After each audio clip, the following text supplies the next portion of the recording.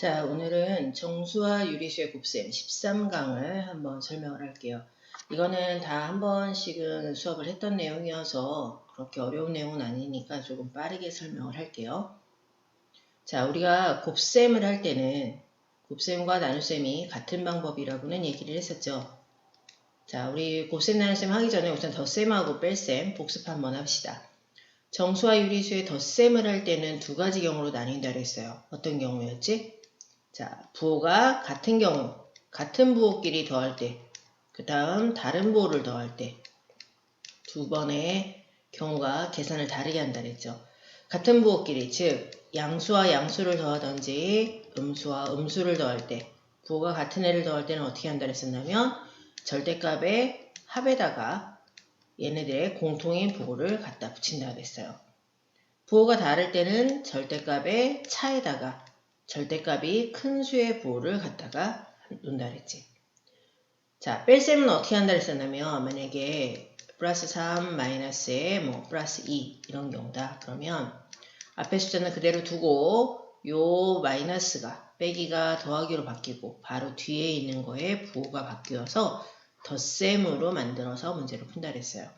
그럼 부호가 다르니까 절대값의 차에 절대값이 큰 수의 부호 이렇게 해서 답을 구했었지.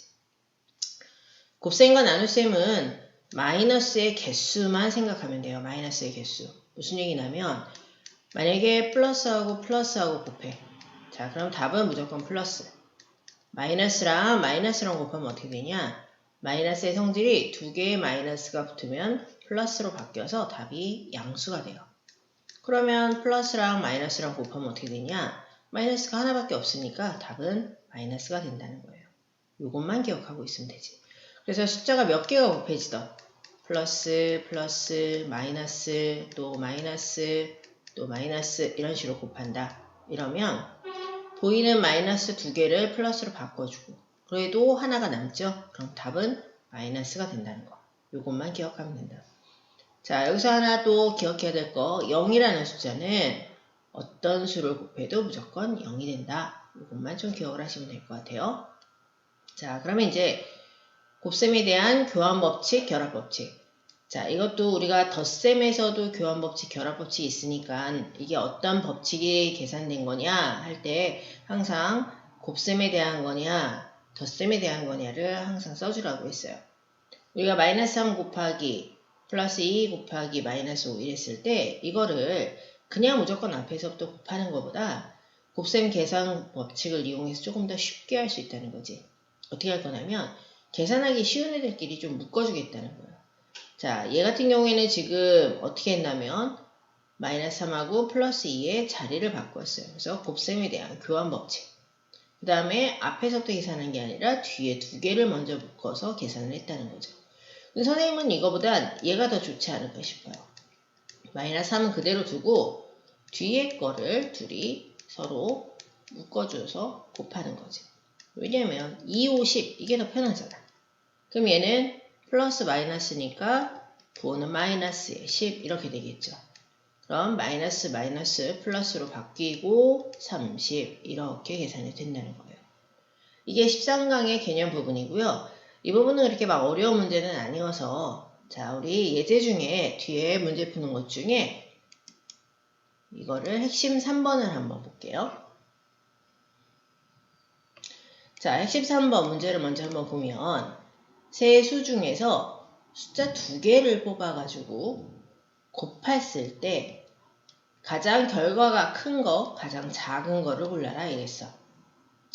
자, 그러면 결과가 가장 크다. 그럼 얘는 무조건 답은 플러스여야 되겠죠. 마이너스보다는 플러스가 더 크니까. 자, 그럼 숫자 두 개를 곱해서 양수값이 나오려면 플러스 플러스로 곱하든가 아니면 마이너스 마이너스로 곱해야 플러스 값이 나올 거예요. 근데 문제를 보니까 양수는 두 개가 없어. 그럼 이건 안 되네. 자, 그러면 이 방법이 돼야 될 거야.